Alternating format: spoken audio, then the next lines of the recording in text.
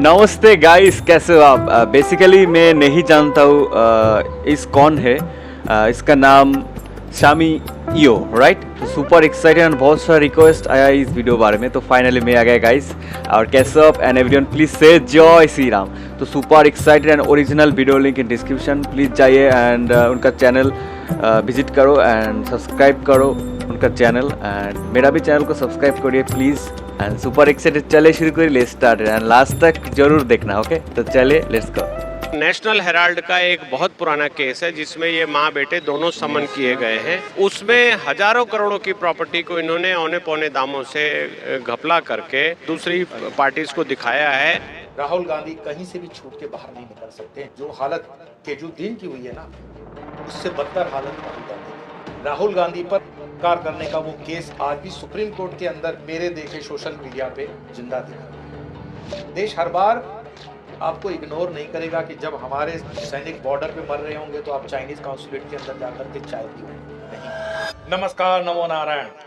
नमो नारायण। आपने जो थंबनेल पढ़ा है, क्या राहुल गांधी गिरफ्तार होंगे? Is it real? रियल स्थितियां राहुल गांधी के गिरफ्तारी की तरफ बढ़ रही हैं, और जैसे कि मैंने भविष्यवाणी भी की थी कि ये जो काल होगा, ज्योतिषी ये काल की होकर के बरसेगा। हिंदुओं के मानदंडों पर प्रहार, गलत राजनीति, लालच और ओछापन राजनीति में गिरफ्तारी का कारण बनता है। और इस गिरफ्तारी के मैं जो आपको कारण बता रहा हूं वो प्रामाणिकता के साथ। एक, सुब्रमण्यम स्वामी जी ने राहुल गांधी पर आरोप लगाया है कि গাইস, সরি ডিস্টার্ব করার জন্য। মানে তিনি কি হচ্ছে পলিটিক্যাল কোনো পার্সন? একটু নোংরা পড়ছে, সরি। পলিটিক্যাল পার্সন নাকি হচ্ছে জ্যোতিষী, আমি আসলে জানি না। কেউ জানলে প্লিজ আমাকে বলো। पर आरोप लगाया है कि वो ब्रिटिश नागरिक है। बीजेपी नेता और पूर्व कैबिनेट मंत्री सुब्रमण्यम स्वामी ने ये दावा किया है कि राहुल गांधी ब्रिटिश नागरिक हैं। Seriously? दावे को पुख्ता करने के ओ, लिए हमें कुछ कागज भी शेयर सुने किए छी। हैं। उन्होंने एक और दावा किया है, कहा है क्या? कि राजनाथ सिंह को गृह मंत्रालय से इसलिए हटाया गया क्योंकि उन्होंने राहुल गांधी की नागरिकता पर सवाल खड़े किए थे। अब अगर नागरिकता के आधार पर जांच हुई तो राहुल फंसेंगे। तारिक रहमान, अच्छा अच्छा, जो इस समय बांग्लादेश के मुख्य सलाहकार हैं, हाँ, उनसे भूतकाल के अंदर, अच्छा, यानी पहले राहुल गांधी उनसे मिलते हैं लंदन वगैरह में। क्या कारण, यूनुस? क्यों मिले, देश को क्यों नहीं बताया? तो ये चीजें उनको कटहरे में खड़ा कर ओ भाई, का भूत जाग रहा है। सॉरी और गाइस, अब ईडी, वेट सीबीआई, वेट, ये सब चीजें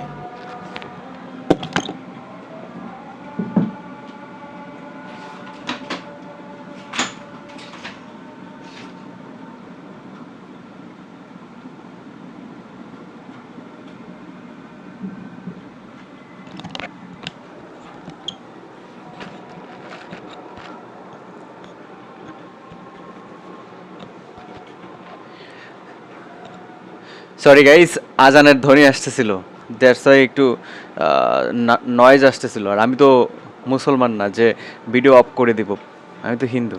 তার কাজ সে করবে, আমার কাজ আমি করবো। Let's go. चीजें उनके पीछे लगने वाली है। ये तीसरा केस। चौथा नंबर है open society foundation. George Soros का ये वो फंडिंग जो भारत देश को टुकड़े टुकड़े करने की गैंग को फंडिंग करता है। जॉर्ज सोरोस की इस फाउंडेशन के साथ राहुल गांधी की घनिष्ठ संपर्क और शलील जो उनका खास आदमी है, उस आधार पर भी केस बनेगा। अच्छा। और फिर एक केस जो दब चुका है काल के उस गाल के अंदर, तो वो केस ऐसा था 2006 में जब यूपीए सरकार थी, ये सुकन्या। अगर किसी वकील ने, इज इट गाली? सुप्रीम कोर्ट ने इसको ठीक से फिर से उजागर कर दिया, क्योंकि ये केस बंद नहीं हुआ है, मरा नहीं है, फैसला नहीं आया। राहुल गांधी पर कार करने का वो केस आज भी सुप्रीम कोर्ट के अंदर मेरे देखे सोशल मीडिया पे। ये क्या था? तो ये 5 कारण बनते हैं राहुल गांधी के गिरफ्तार होने की। इसमें सब चीज आएगी, सीबीआई आएगी, ईडी आएगी, एनआईए आएगी, सब एजेंसियां लगेंगी। और आप कहोगे इसका प्रमाण क्या? तो आपको क्या लगता है, बांग्लादेश के मासूम हिंदुस्तानियों के जो हिंदू भाई बंद थे, जो हिंदू हैं बांग्लादेश के, वो मर रहे थे, तो किसी भी विशेष अपोजिशन के नेता ने ना ट्वीट किया था, ना कोई संदेश दिया। लेकिन पहली बार कई दिनों की चुप्पी के बाद राइट प्रियंका ने राइट ट्वीट किया। राइट। क्यों? क्योंकि कांग्रेस के अंदर की लॉबी को पता है कि कांग्रेस का ये लीडर ऑफ अपोजिशन गिरफ्तार होने वाला है और कांग्रेस हो सकता है 2 या 3 गुटों में टूटेगी। उसका एक दरा प्रियंका गांधी लीड करेगी। इसका आधार मैं बताता हूं, प्रमोद कृष्णन की स्टेटमेंट। नरेंद्र मोदी को धरती पे परमात्मा ने भेजा है। अच्छा राहुल गांधी जी का 1 पॉइंट एजेंडा है, बिना मुंह धोए मोदी जी को कोसना। और प्रमोद कृष्णन प्रियंका गांधी के नजदीक हैं। आप जल्द देखेंगे कांग्रेस टूटने के दरवाजे तक जा रही है। वैसे अच्छा। मेरे हमेशा से मेरा कहना होता है कि आप जो भी तथ्य स्पेशली जो हम करंट अफेयर्स में दें, उसका एक एनालिटिकल विश्लेषण होना चाहिए, मतलब विश्लेषणात्मक उसका बैकग्राउंड होना चाहिए और रैशनल यानी तर्क संगत हो, रीजनिंग के साथ जो तर्क हजम भी होते हैं, लॉजिकल हो और साथ साथ में स्ट्रेटेजिकल और फैक्चुअल जो चीज़ें उसमें बताई जाए, फैक्चुअल रूप तक होती है। चलिए मैं प्रारंभ करता हूं उन 5 बिंदुओं के ऊपर जो राहुल गांधी को गिरफ्तार करने के लिए पर्याप्त है। सबसे पहले बांग्लादेश के मुख्य सलाहकार से राहुल का मिलना। आप उस फोटो को देखिए। इस फोटो के अंदर राहुल गांधी अपने 5-6 साल पुरानी फोटो से भी ज़्यादा समय का ये फोटो है और वो रहमान से मिलते हैं। आप इस फोटो से अंदाज लगा सकते हैं कि उनके संबंध काफ़ी पहले से चल रहे थे। सोशल मीडिया के अंदर ये भी कहा जा रहा है कि बांग्लादेश में तख्ता पलट होने के दौरान रहमान की और राहुल गांधी की बातें हो रही थी और उसके बाद भी राहुल गांधी का एक वीडियो है जिसमें वो बता रहे हैं कि भारत देश में भी समस्याएं हैं, भारत देश के अंदर भी है। अगर वो वीडियो मुझे मिला तो वो भी मैं क्लिप आपके लिए लगवा दूंगा।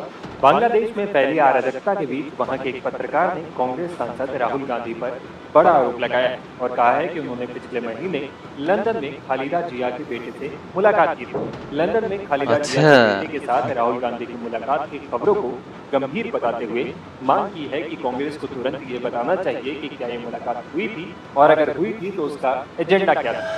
दूसरा है कि इस वीडियो के अंदर आप अगर सुनोगे तो ये अरबपतियों के विरुद्ध बोल रहे हैं बांग्लादेश में भी और राहुल गांधी भारत की तरफ से। ये वीडियो आप जब देखते हो तो आपको उनकी मंशा और स्ट्रेटेजी पर पूरा अंदाज आता। और फिर इस सारे बांग्लादेश के एपिसोड के बाद आप देखोगे भारत में उसको करने की तैयारी तो इलेक्शन के समय से है। मेरा एक एपिसोड है जहाँ पर आपने देखा होगा कि मोदी जी को हराने की सुपारी दी गई थी।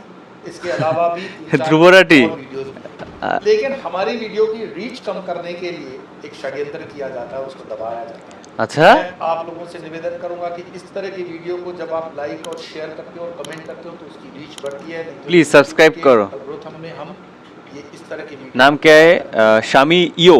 इसमें आपका थोड़ा सा सहयोग अवश्य मैं एक्सपेक्ट करता हूँ। अब हिंडनबर्ग की रिपोर्ट जो आती है उससे क्या आप समझते हो, अचानक क्यों आती है? बड़ी खबर आ रही है अमेरिकी कंपनी हिंडनबर्ग रिसर्च से जुड़ी हुई, जिसने दावा किया है कि कथित अडानी घोटाले से सेबी चेयरपर्सन और उनके पति का कनेक्शन भी है। हिंडनबर्ग रिसर्च ने सेबी चेयरपर्सन पर गंभीर आरोप लगाए हैं। Listen guys, I don't want to compare with any political party, including India especially. I love Indian people, I love India. It's enough, man. जो मुखिया है उसका अडानी के साथ संबंध बताया। तो हिंडनबर्ग तय करेगा हमारे देश की बातें। ठीक, योजना क्या थी कि भारत का स्टॉक मार्केट गिर जाए और भारत का स्टॉक मार्केट गिर जाने के बाद फायदा क्या होगा? मोदी के खिलाफ एक माहौल बनेगा। बांग्लादेश जैसी अराजकता इस देश में घेरने में आसानी होगी क्योंकि कुछ बिके हुए पत्रकार जो थे जॉर्ज सोरेसिस के टीम के और कुछ नेता चाहते थे, लेकिन ऐसा हो नहीं पाता। क्यों नहीं हो पाता है? कि जिस तरह की वो प्लान करते हैं, वो कहते हैं ना कि बंदे के मन में एक, भगवान के मन में दूसरी, वही बात हो जाती है।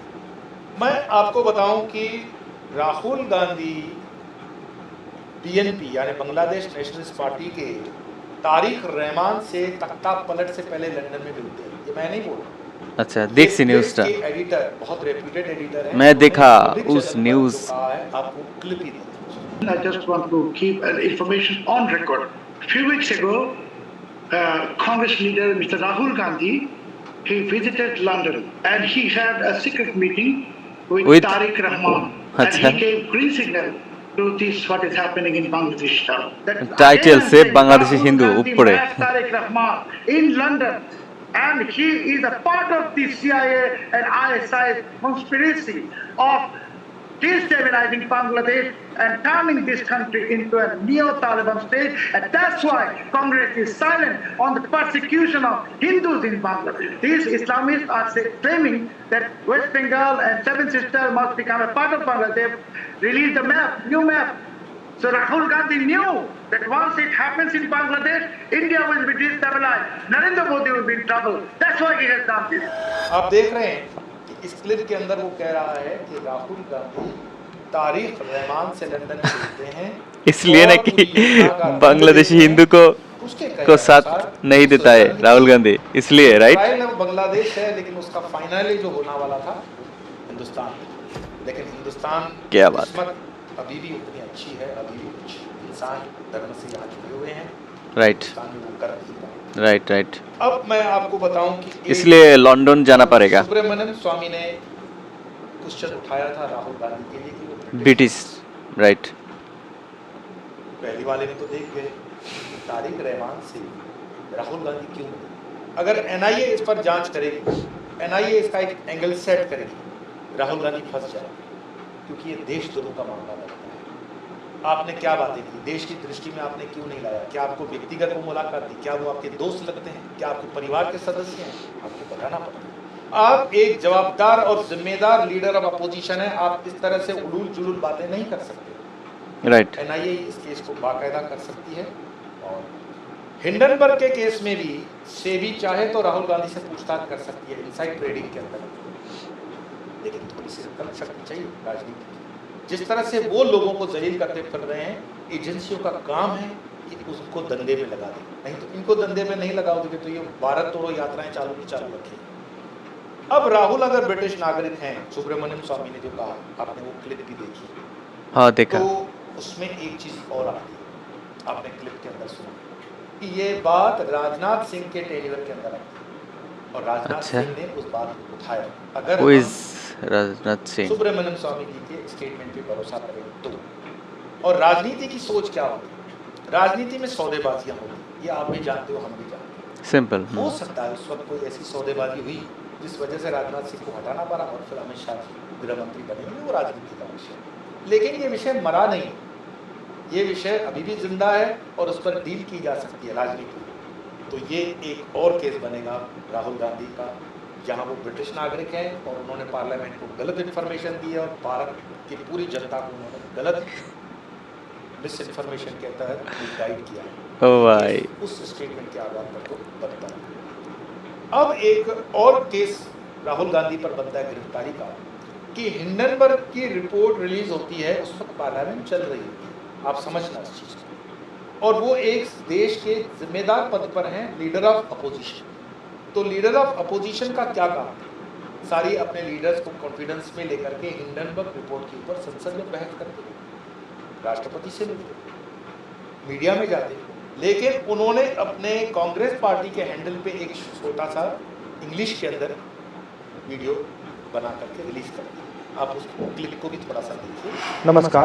Imagine you're watching an international cricket match between India and Australia, and every single person who's watching the match and those playing the match know that the umpire is compromised. What would happen to the match? What would happen to the fairness of the match? What would happen to the outcomes? This is exactly what is happening in the Indian stock market. Over the last few years, larger and larger numbers of people have been investing in India's stock market.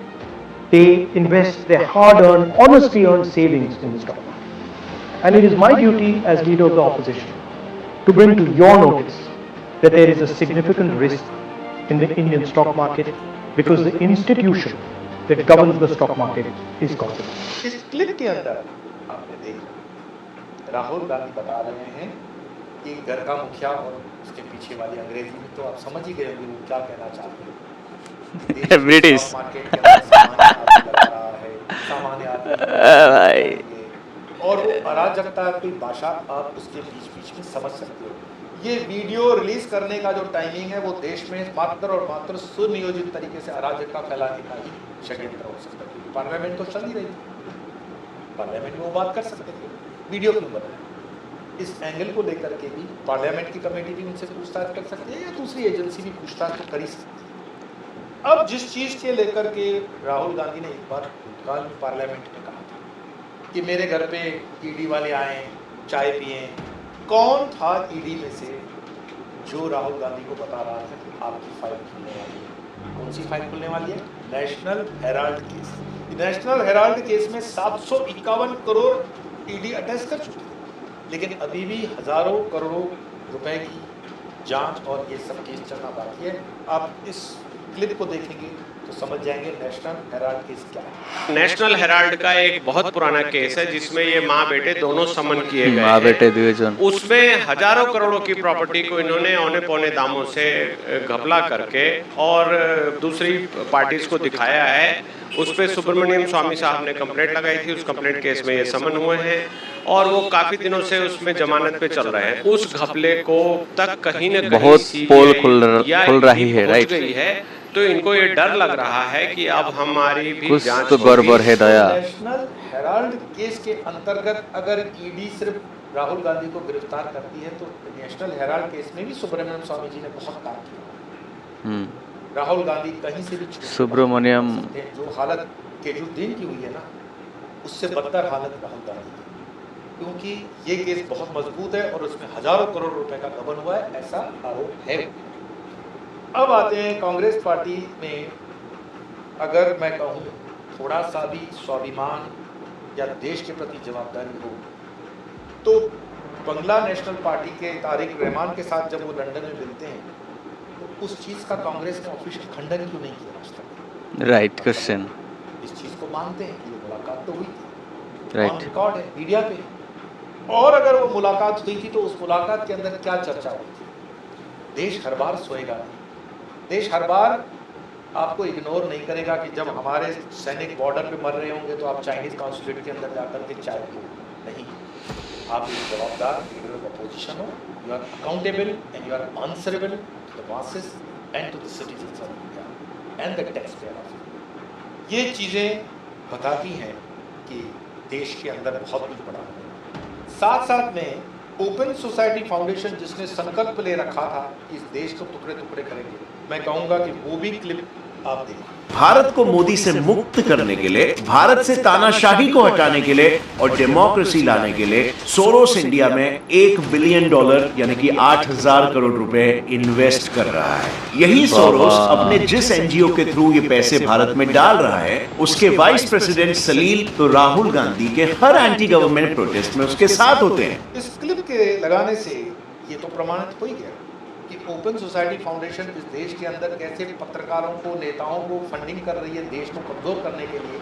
लेकिन opposition के leaders में भी यही organisation open society foundation कितनी गहरी घुसी हुई है, इसको भी आप इस क्लिप के माध्यम से देखिए। अब देखा जाए तो जॉर्ज सोरोस का ऑपोजिशन से स्ट्रॉन्ग रिलेशन 2009 से ही है, जब वो पहली बार इंडिया अपने हंगेरियन जूविश क्लोज फ्रेंड को मिलने आया था। और ये क्लोज फ्रेंड और कोई नहीं बल्कि ऑपोजिशन पार्टी के लीडर राहुल गांधी की आंटी थी। लेकिन सिर्फ आंटी नहीं, ओएसएफ के वाइस प्रेसिडेंट मिस्टर सलील शेट्टी का तो राहुल गांधी के साथ और भी ज्यादा क्लोज रिलेशन। उन दोनों को कई बार कई सारे प्रोटेस्ट में भी साथ में देखा गया है, या फिर अभी रिसेंट का ही भारत जोड़ो यात्रा हो। कई बार तो राहुल गांधी खुद प्रेजेंट भी ना हो तो भी बहुत सारे एंटी गवर्नमेंट प्रोटेस्ट में सलील स्पॉट हुआ है। इसके अलावा इंडिया के एक्स पीएम मनमोहन सिंह जी की बेटी अमृत सिंह भी सोरोस के ओएसएफ में एम्प्लॉई है। और उसी तरह हाल ही में senior opposition MP Shashi Tharoor ने भी सोरोस को अपना दोस्त बुलाया था, जिससे अगेन सोरोस और ऑपोजिशन पार्टी का देखा कनेक्शन दिख रहा है। बात एक अभी पते की मैं कहूँ कि इसमें एक नाम आया सलील।